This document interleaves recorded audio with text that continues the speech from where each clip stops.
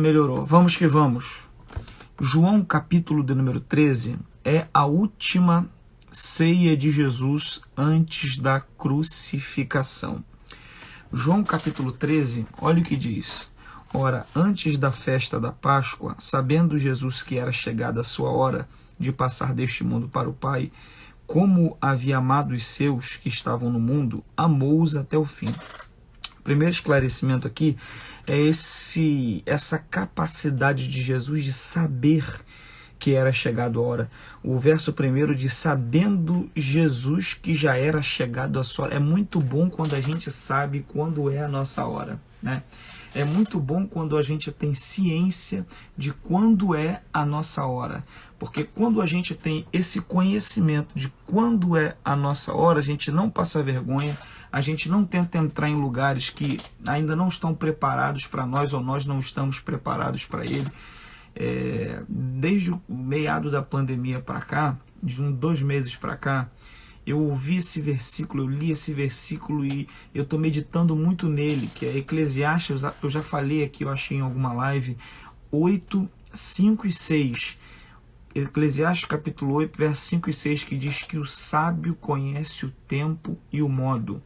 Então Jesus sabia que era chegada a sua hora. Quando você sabe quando é a sua hora, quando você sabe qual o time que você tem que andar, qual o tempo que você tem que andar, você não deixa nem o diabo te parar e nem deixa ele te empurrar, porque são 2 coisas que o diabo gosta de fazer para confundir as pessoas.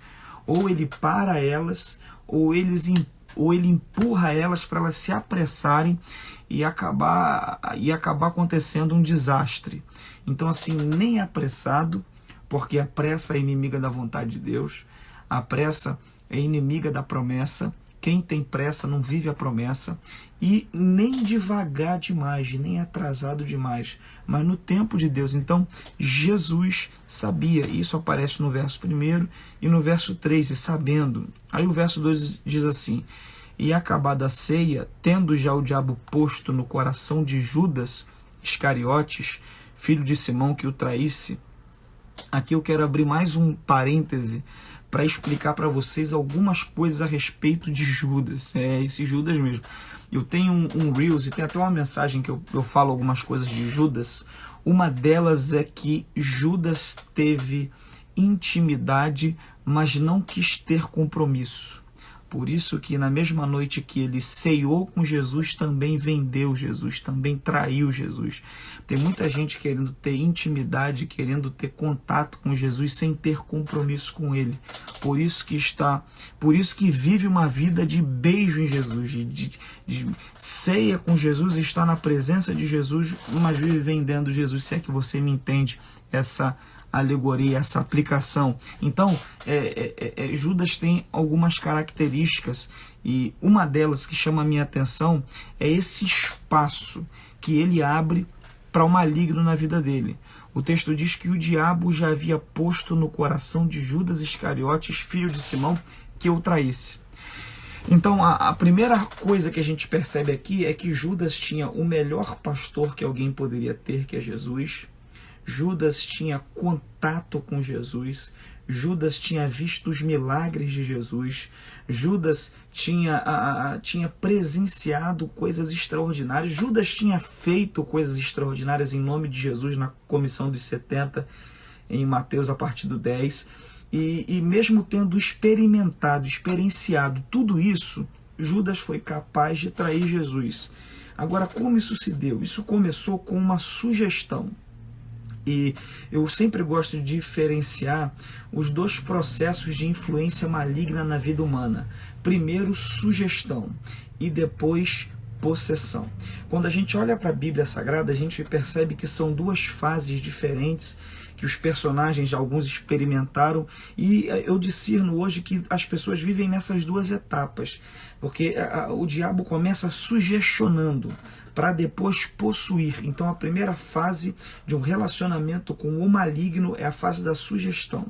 A segunda fase, que é a mais crítica, é a fase da possessão. Então Judas experimentou essas duas fases. A primeira fase é a fase da sugestão, quando o diabo sugestiona alguém, influencia alguém a tomar determinadas decisões, a fazer determinadas escolhas que são totalmente contrárias à palavra de Deus. Quando a gente olha para a Bíblia, cara, isso é tão preocupante, e a gente precisa atentar tanto para isso. Tomar o meu café para ficar melhor. A gente precisa atentar tanto para isso, porque grandes homens foram sugestionados pelo maligno. Por exemplo, Davi.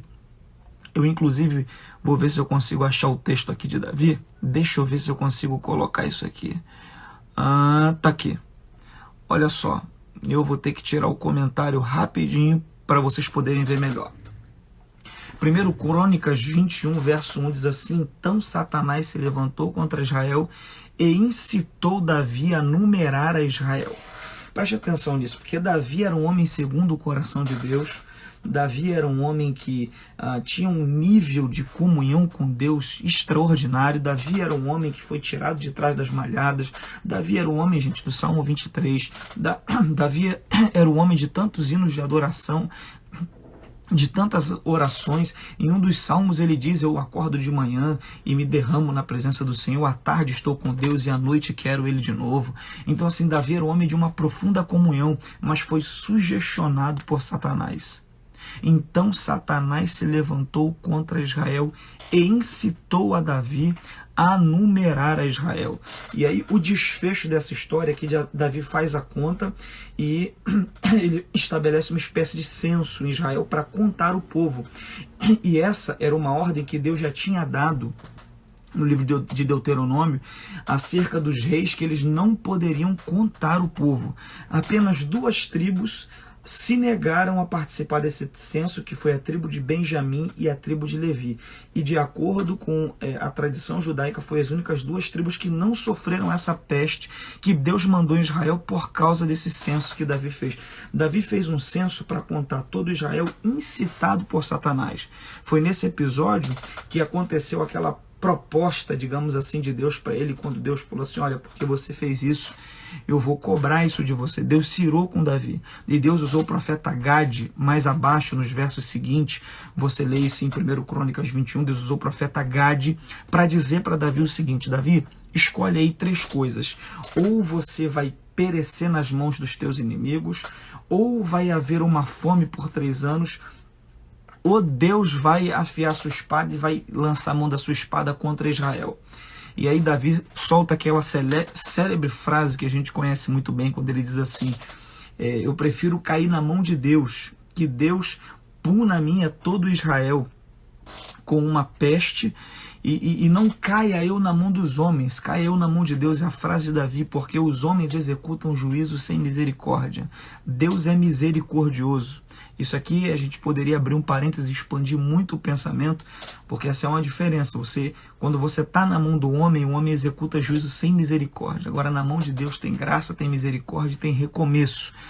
E aí, por causa disso, Israel sofre. É o episódio onde Deus se arrepende de ter feito aquilo, e Davi vai até a eira de Araúna e compra um pedaço da eira, enfim. Então a gente tem uma sugestão maligna no Antigo Testamento com Davi, e no Novo Testamento a gente tem uma outra sugestão maligna. Deixa eu ver se eu consigo achar aqui. A gente tem uma outra sugestão maligna aqui com Pedro. Após um episódio onde Pedro falou uma das revelações mais incríveis sobre Jesus, Mateus 16, 18, pois eu também te digo que tu és Pedro, sobre esta pedra edificarei a minha igreja, e as portas do inferno não prevalecerão contra ela. Após esse fato ocorrer, a Bíblia diz que Pedro ficou inchado, e Jesus começou a dizer: eu vou a Jerusalém, importa que o Filho do Homem padeça. Aí Pedro chama Jesus à parte, o texto olha o que diz. E chama Jesus à parte e diz: nunca, Senhor, isso nunca vai te acontecer. Aí Jesus vira para Pedro e diz: para trás de mim, Satanás, você é uma pedra de tropeço para mim, e não pensa nas coisas de Deus, mas nas dos homens. Então Pedro foi sugestionado a dizer isso a Jesus. E esse é o primeiro processo, é quando a pessoa começa a ser sugestionada a entrar em relacionamentos que ela não deveria entrar, a ir a lugares que ela não deveria ir, a fazer coisas que ela não deveria fazer. A primeira etapa da possessão, a primeira etapa de um relacionamento com o diabo que causa um mal à vida humana é a etapa da sugestão, quando a pessoa começa a aceitar sugestões malignas de relacionamento, sugestões de pecado. Então, em nome de Jesus, atente para isso. E a segunda etapa, a segunda fase mais grave é a fase da possessão. A gente encontra em Marcos 5, eu poderia ir para o Antigo Testamento alguns exemplos, mas eu vou para dois do Novo Testamento que são bem conhecidos. Marcos capítulo 5, olha, uma possessão. E chegaram ao outro lado do mar, a província dos Gadarenos, e saindo ele do barco, lhe saiu logo ao seu encontro dos sepulcros um homem com um espírito imundo. Então isso aqui é uma possessão clara. Esse homem, ele estava totalmente possuído. Mais à frente, em Atos, capítulo 16, a gente vê mais uma possessão maligna. Uma menina era possuída de espírito maligno. E há um dado interessante sobre essa menina. Aconteceu que indo nós, isso aqui é Lucas narrando, nos saiu ao encontro uma jovem que tinha um espírito de adivinhação, a qual, adivinhando, dava grande lucro aos seus senhores. E esta, seguindo a Paulo e a nós, clamava, dizendo: estes homens que nos anunciam o caminho da salvação são servos do Deus Altíssimo. Até então ela estava falando uma verdade. Mas a grande questão aqui é que quem dizia isso era um espírito maligno na boca dessa menina. E isto fez ela por muitos dias, mas Paulo, perturbando-se, voltou-se e disse ao espírito: em nome de Jesus Cristo te mando que saias dela. E na mesma hora o espírito saiu. Houve uma confusão muito grande ali, porque os homens que recebiam lucros dividendos a partir das adivinhações da menina, ficaram revoltados, prenderam Paulo e Silas. Você conhece a história. E esse espírito maligno que agia na vida dessa menina adivinhando age até hoje, se manifesta até hoje. E a gente precisa ter cuidado com isso, porque eu acredito em revelação. Eu sou fruto de profecia.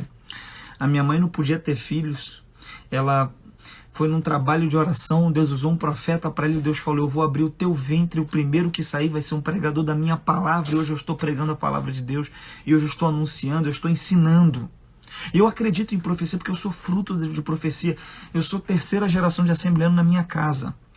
Agora, eu não acredito em bobeira, e eu já tenho um pouquinho de maturidade, de conhecimento para perceber quando é Deus e quando é o profeta empolgado, e quando é Deus e quando é o diabo. E é isso que a gente precisa ter. Isso a gente só tem quando lê a palavra, quando conhece a palavra e quando alcança uma certa maturidade espiritual, sabe? Eu acredito em revelação de Deus, mas tem muita gente fazendo live por aí: eu vou entregar uma revelação depois que bater 1000 pessoas na live. Isso não é de Deus. Para, vê se isso tem algum senso, vê se isso tem alguma coisa a ver, conecta com a realidade, em que Deus é glorificado nisso. Então, assim, a gente tem que ter cuidado, porque esses espíritos de adivinhação existem até hoje. Os mesmos que usaram essa menina estão usando muita gente, enganando muita gente hoje. Sabe, eu preciso que você atente para isso e preste atenção nisso em nome de Jesus, para você também não ser enganado. Porque tem muita gente que está frustrada fora da igreja porque acreditou em falsas profecias. Tem muita gente que está triste, fica revoltada com Deus porque acreditou em falsas revelações. É por isso, meu filho, que você tem que ficar com a palavra. É por isso que a minha prioridade nesses 30 minutos que a gente tem, 25, é a palavra. É por isso que você precisa atentar para a palavra, observar a palavra, amar a palavra. É a palavra que muda a tua vida. Então, a gente precisa atentar para isso. E tem mais uma coisa: o diabo conhece o teu passado. Então, para ele usar a boca de alguém para falar o que aconteceu ontem, antes de ontem, antes de ontem, pode acontecer. O que ele não conhece é o teu futuro. Isso aí só Deus conhece nos mínimos detalhes. Porque ele disse, usando Isaías: eu estabeleço o fim desde o começo. Então, cada sugestão maligna que você aceita te faz dar mais um passo em direção a uma possessão.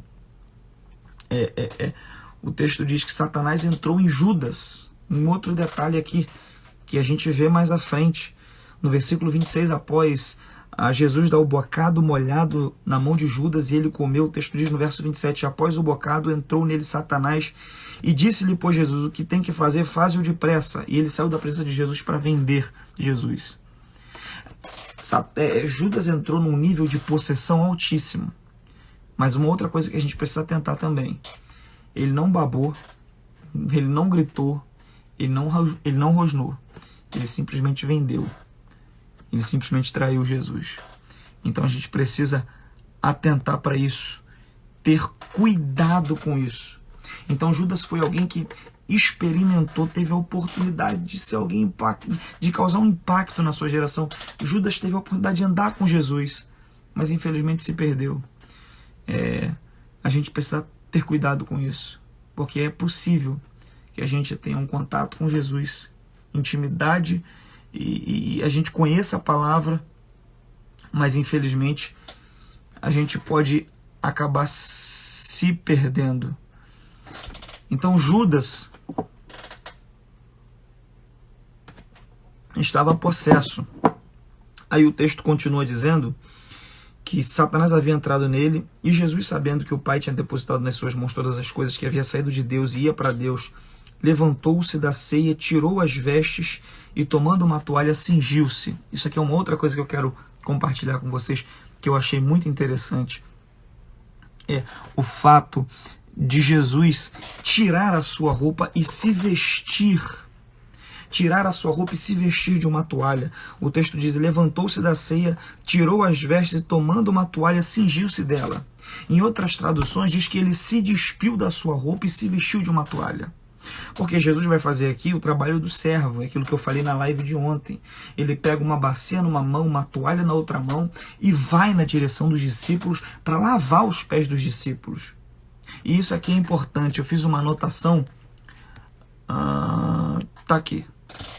Jesus se despiu da sua roupa e se vestiu com uma toalha. Para servir, você precisa se despir da vaidade, da prepotência, soberba e se vestir de humildade, sensibilidade, empatia e senso de propósito. Tem muita gente que não serve porque está vestido de vaidade. Tem muita gente que não serve porque está vestido de ganância. Tem muita gente que não serve porque está vestido de soberba, de prepotência, de sentimento de vontade de querer aparecer. Para servir, você tem que se despir disso tudo e se vestir de humildade, de sensibilidade, de empatia, para que você cumpra aquilo que foi o desejo e recomendação do apóstolo Paulo, de sorte que haja em vós o mesmo sentimento que houve também em Cristo Jesus, que mesmo sendo em forma de Deus, não teve por usurpação ser igual a Deus. Tem uma frase do Martin Luther King que eu achei interessante: todas as pessoas podem ser grandes, porque todas podem servir. No Evangelho, o seu tamanho não é medido pela quantidade de pessoas que te servem.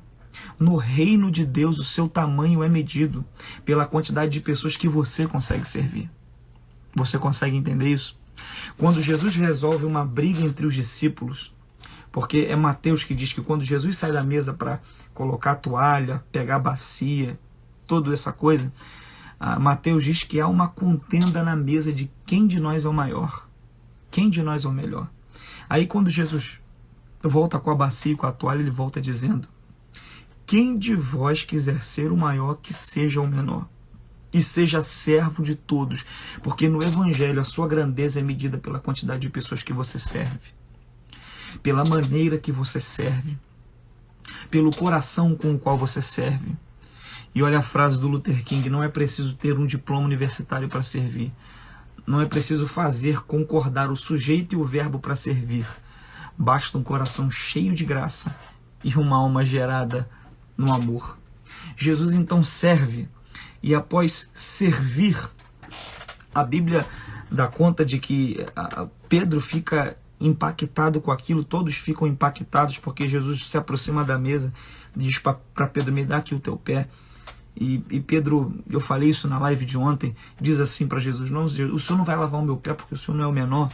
E Jesus diz: se eu não te lavar, tu não tem parte comigo. Ele diz: então não lava só o pé não, lava as mãos e lava também a cabeça.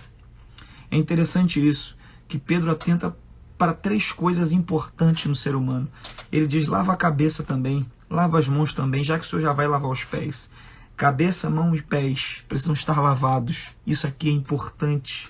Você precisa ter a cabeça lavada, as mãos lavadas e os pés lavados. O tempo não vai deixar eu expandir um pouco mais esse pensamento. Mas aí o texto diz que Jesus começa um discurso e diz: vocês já estão lavados pela palavra que eu tenho falado, exceto um. Isso aqui também me chamou a atenção. Duas falas de Jesus com esse cenário da toalha são interessantes. Primeiro é o fato de ele saber que um já iria o trair e mesmo assim fazer todo o cerimonial, participar da ceia, comer naquela santa ceia, comer naquela ceia. E o segundo é uma palavra que ele diz para Pedro que eu não posso passar por ela sem notar ela com você, que é o capítulo 13, o verso de número 7, é um verso importante. Isso aqui é uma chave. De tudo que eu falei, se você pegar isso, já vai te edificar muito. Olha só, capítulo 13, o verso 7 diz assim: respondeu Jesus e disse-lhe: o que eu faço não sabes tu agora, mas tu saberás depois, ou seja, entenderás depois. Tem coisas que estão acontecendo agora na sua vida e você não está entendendo, mas você vai entender depois. Vai ter sentido depois. Então continua caminhando. Pode não fazer sentido nenhum agora para você, mas mais à frente isso aí vai fazer sentido e você vai entender que foi o propósito de Deus. É nisso tudo, em toda essa questão.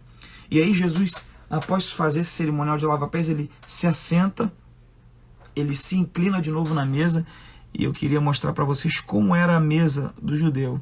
A gente tem em mente a mesa romana, que é essa mesa de cima. Essa mesa de cima, o pessoal senta nela como a gente senta hoje em dia. Só que a mesa do judeu não era assim. A mesa do judeu não era retangular. Olha só, embaixo é uma imagem de uma mesa do judeu. Vou botar uma outra imagem para você ter noção de como era essa mesa. Você consegue perceber aqui que as pessoas estão inclinadas. A mesa era em formato de U. Por que a mesa do romano era retangular? Porque geralmente o destaque para o romano era quem estava nas pontas. Para o judeu, a mesa era em formato de U ou era redonda, porque o destaque não era quem estava nas pontas, o destaque era quem tinha provido para aquela mesa. Então, quando o judeu se assentava à mesa, ele entendia que o destaque não era quem estava na mesa, mas quem tinha provido o pão para aquela mesa, que era Deus. Então, a mesa do judeu era assim, dos dias de Jesus. E você percebe nessa foto aí que eles estão inclinados. E aí a Bíblia diz que João estava inclinado no peito de Jesus. E é mais ou menos essa cena aqui que eu quero que você observe. Eles se inclinavam apoiados com o cotovelo esquerdo na mesa e com a mão direita eles iam pegando os alimentos, iam comendo os alimentos e conversando, todos inclinados e numa mesma posição. Então por isso que João estava mais perto de Jesus na posição e conseguia ouvir as batidas do coração de Jesus. Aí é para João que Pedro diz assim: pergunta a ele quem é que vai trair, quem é que não está lavado. Para eu resumir o capítulo 13. Porque amanhã tem o capítulo 14. Eu sou o caminho, a verdade e a vida. E João pergunta para Jesus: quem é que vai te trair? Jesus pega um bocado, molha o alimento e diz: para quem eu der, esse é o traidor, e dá para Judas. E João fica sabendo disso. E eu quero que você entenda uma coisa: alguns segredos é só para os íntimos. Jesus só mostrou para João e para Pedro quem era o traidor, Judas. E isso aqui é incrível em Jesus. Eu parei para ficar refletindo nisso. Se você soubesse, vamos supor que você tem um sócio. Se você soubesse que esse sócio ia te dar uma volta e te trair, você faria uma sociedade com ele? Você conseguiria sentar à mesa, saber que todo o circo já estava armado do lado de fora? Você conseguiria se assentar à mesa para comer, tratar com educação, tratar bem alguém que você sabe que fecharia muitas portas após essa ocasião para você? Você conseguiria tratar bem alguém que você sabe que te colocaria no momento mais difícil da tua vida? Eu sou honesto, eu expulsaria logo da minha vida. Mas Jesus, ele nos ensina isso. Jesus não expulsa Judas, porque ele sabe que todo o mal que Judas intentar fazer contra ele passa pelo crivo da vontade soberana de Deus e está alinhado ao propósito de Deus para ele, que é ir até a cruz, ser crucificado pela humanidade. Então eu preciso que você entenda que às vezes não é uma questão de educação apenas tratar certas pessoas que a gente sabe que não gostam da gente.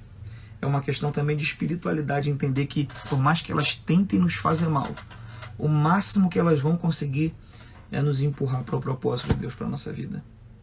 Judas vendeu Jesus e achou que com isso estava acabando com Jesus, tanto que ele vai ao suicídio após esse episódio, porque ele achou que tinha acabado com Jesus, acabado com Nazareno. Que ele não sabia é que ele estava empurrando Jesus para a cruz, é que ele estava empurrando Jesus para o propósito, é que ele estava empurrando Jesus para o momento mais importante. Eu me recordo de Gênesis 50:20, quando os irmãos de José, após a morte de Jacó, ficam preocupados, achando que José poderia fazer algum mal com eles. Porque após Jacó morrer, José era o maioral no Egito, e eles pensam que José iria se vingar. E aí José chama os irmãos, Gênesis 50:20, José diz assim: olha, não temam a morte do papai, achando que eu vou me vingar, porque para a conservação de um povo bom e forte, Deus me trouxe para o Egito. E todo o mal que vocês intentarem contra mim, Deus transformou em bem. O que José está dizendo é o seguinte: vocês me fizeram mal, mas Deus foi poderoso, Deus é poderoso e transformou todo o mal que vocês tentaram em bem, e eu me tornei governador do Egito. Então, seja educado e sereno, porque todo o mal que alguém tentar fazer contra você, eu profetizo que Deus vai reverter isso em bem. Todas as vezes que alguém tentar fechar uma porta para você, é porque Deus quer te direcionar para um portal. Todas as vezes que alguém fechar um caminho para você, é porque Deus tem uma estrada melhor. Todas as vezes que alguém tentar te atrapalhar com algo, é porque Deus tem algo muito mais especial para fazer e para te entregar. Todas as vezes que alguém tenta atrasar algo na tua vida, é Deus trabalhando. Entenda isso. Todo o mal que intentarem contra você, macumba, inveja, feitiço, sei lá o que fizerem, Deus é poderoso para transformar isso em bem. Eu vou tirar os comentários para a gente fazer o nosso print, que já deu a nossa hora, 00:03 amanhã. João 14:6. Jesus disse de forma absoluta: eu sou o caminho, a verdade e a vida. Essa afirmação é importante. Num tempo de relativismo, a gente tem que lembrar o absoluto do Evangelho. Eu sou o caminho, a verdade e a vida. Você não vai pagar o mal com o mal. Fica tranquilo, porque esse mal Deus vai transformar em bem. Hora do nosso print. Vamos que vamos. No 3, 1, 2, 3.